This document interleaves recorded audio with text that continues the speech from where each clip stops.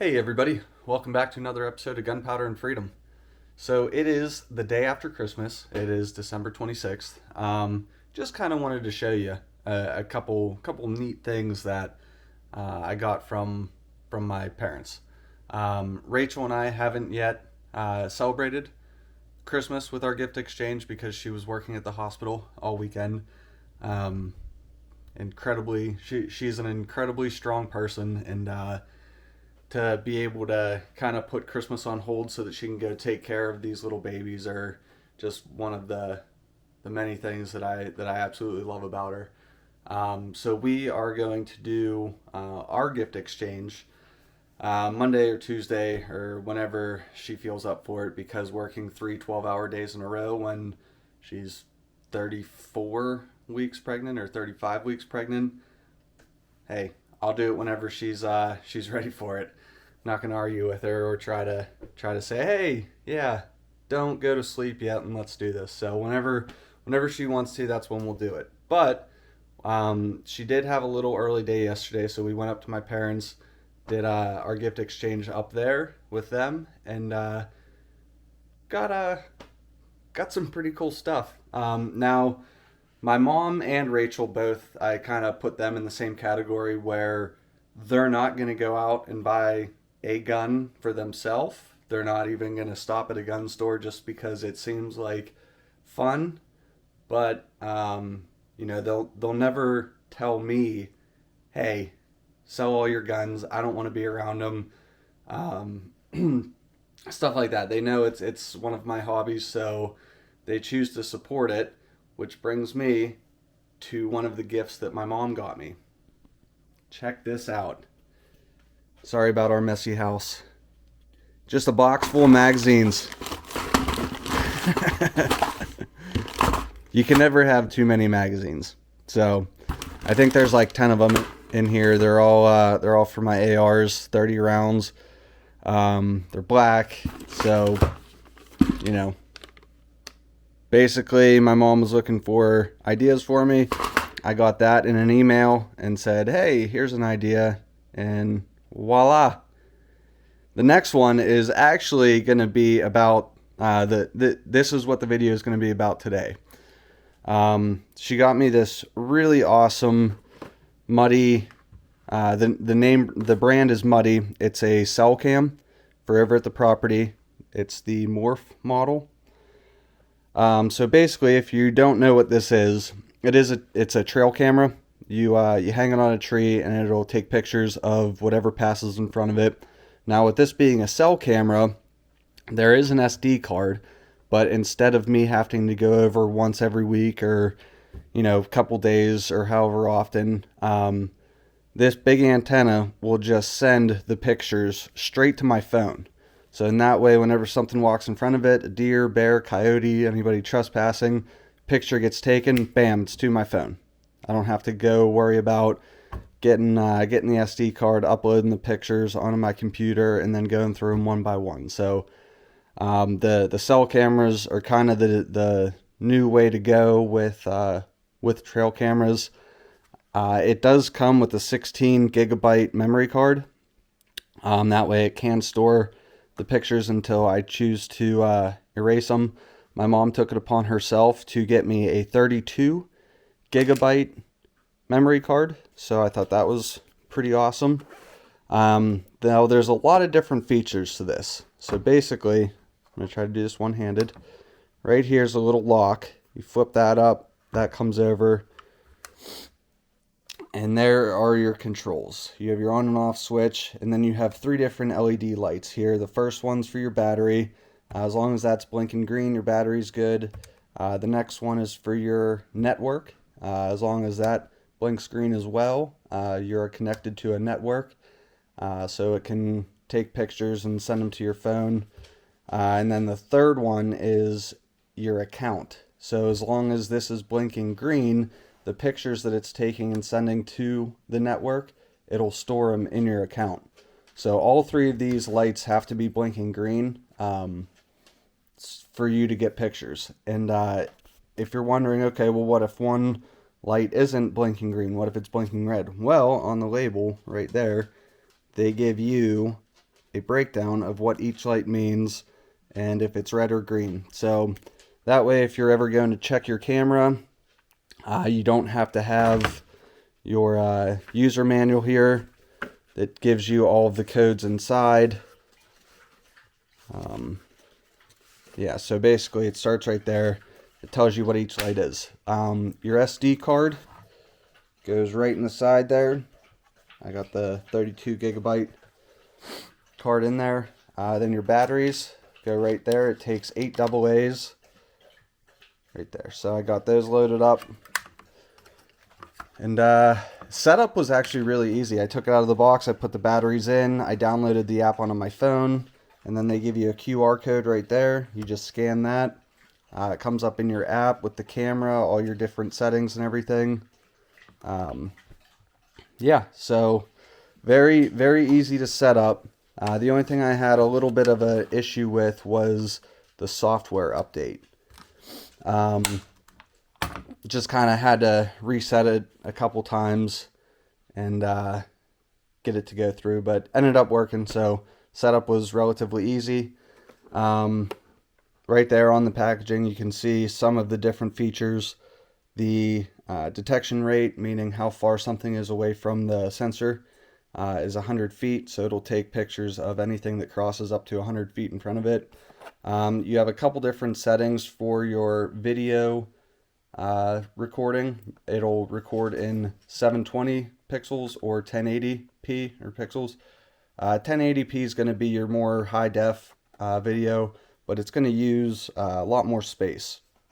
And then whenever you're on your regular camera settings for pictures, it'll take pictures at 0.4 second trigger speed. So when you put it on, excuse me, when you put your camera on photo burst, each picture will be 0.4 seconds apart. So again, back here you just have some more features like your photo burst. You can do up to 9 pictures in a photo burst. You have a 42 infrared LED emitters, so should be pretty high quality. So we are going to go ahead and get this stuff loaded. Oh, they also give you pretty decent nylon strap that goes in through the back side there, right there in those slots, wraps around a tree. That's how it gets secured. So we're going to get this stuff loaded up, head over to the property, put the camera up, and then probably break in a few of these mags. Maybe we can get something running, go in front of the camera and get us some pictures. So we'll see you guys over at the Freedom Compound. Alright guys, so we're over here at the Freedom Compound, and since I walked you through that trail camera, I actually ordered 2 more because I want to make sure I have as much as my property is covered as possible, and I wouldn't be surprised if I ordered 2 or 3 more next month, just because it seems like it's going to be, you know, a good quality product that produces good quality pictures and videos. This is one of the reasons why, though, is because a couple weeks ago I was over here one morning checking things out. Came back over later in the afternoon to show my aunt, my great aunt, our property and plans and everything, and stumbled across this.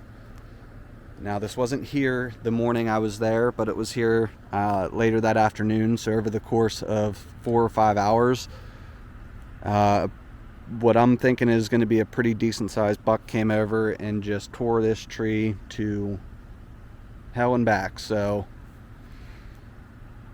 yeah, we need to, I want to see what kind of monsters running around here doing that. I mean, that tree's probably 3 inches in diameter, and it's, you know, it's not a small rub. So I know there's a lot of big buck running around here, and I want to see if I can see them, I guess.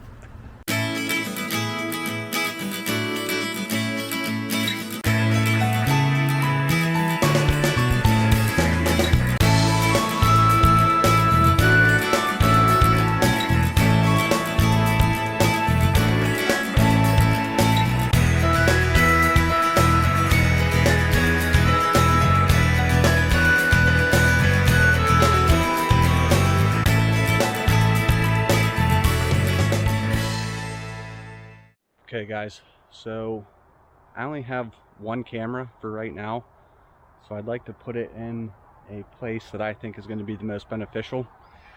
If you remember the one video, the big game tree stand, it is right there. That's my tree stand. That's where I got my buck this year from. We're going to go ahead and just kind of scout this area up here to find the most ideal place for this camera. Now, a couple things. I was reading on the National Deer Association, their website, just doing a little bit of research, and I found that it is not uncommon for one single buck, to make anywhere from 1,000 to 1,200 rubs in one season, and they define a season as 3 to 4 months. So you can see this rub here.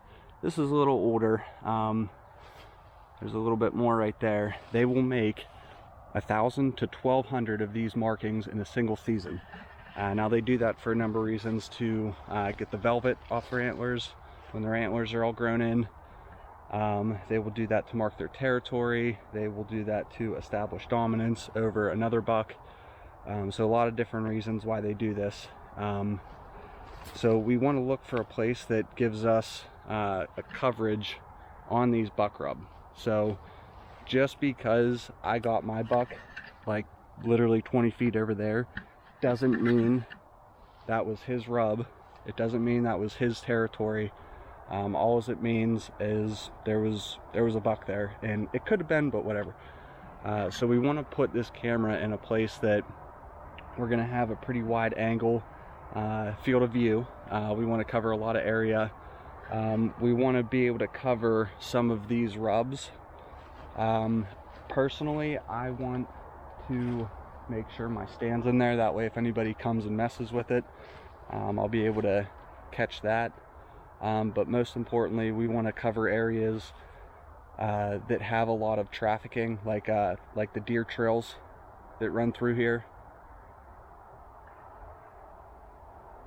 Any deer beds that are in this vicinity, we want to cover.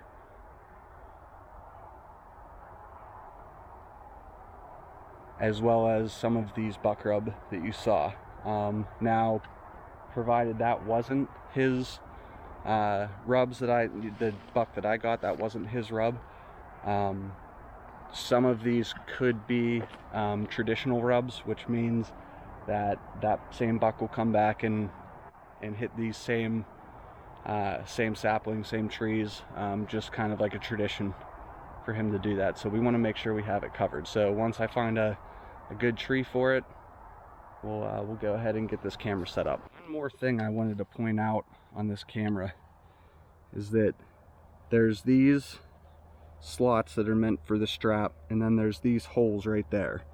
That is meant for a steel cable. So ideally what you do is you take your steel cable, you loop it through there, the lock right there, through the back side of the camera, and then around the tree. That way, and then you lock the steel cable. That way nobody can come pop that open, turn your camera off, steal your SD card. So I forgot about that. So probably today, after I'm done with this, I'm gonna go ahead and run over to the local hardware store, get some steel cable, come back and lock this guy up.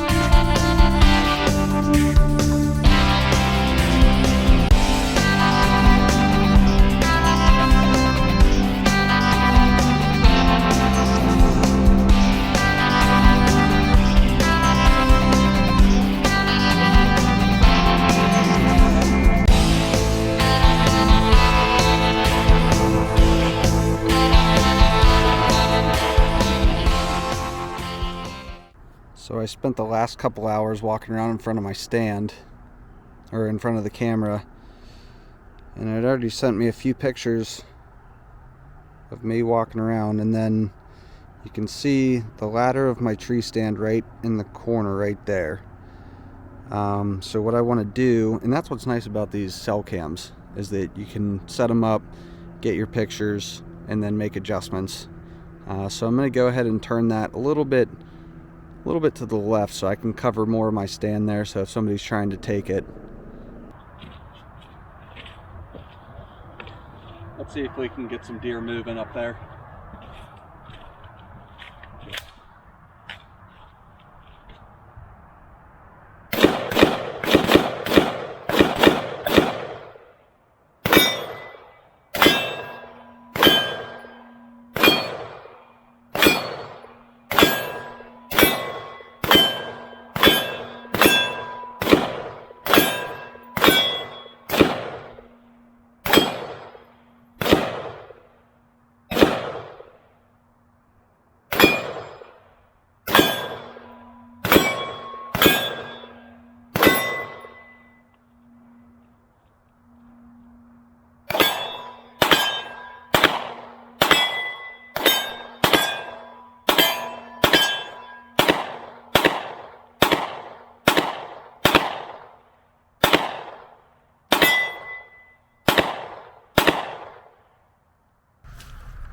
Now I know what you're thinking. Steve, you just completely missed all the targets on the first 5 or 6 shots.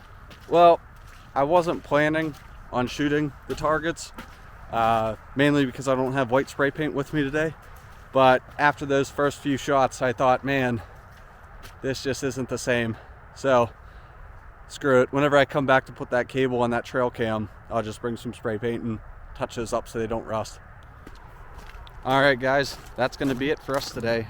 We got that trail camera up. I have to come back with some steel cable and a lock to secure that in and make sure nobody can steal that or the SD card. So we'll do that here later today. Whenever we get the salt lick in, we'll go ahead and get that put up right in front of it. Hopefully get some awesome pictures of some potential buck, doe, maybe some bear. I know there's a lot of bear in this area. So yeah. I'll let you guys know how these pictures come out as we start to get them, and if it's a camera worth buying, but just seeing those pictures it got of me says it is. So appreciate you guys for tuning back into another episode of Gunpowder and Freedom. Don't forget to like us on Instagram now. As always, don't forget to click the like and subscribe, and we will see you on the next one. You guys have a good day, and hope you all had a very safe and Merry Christmas. Thanks, guys.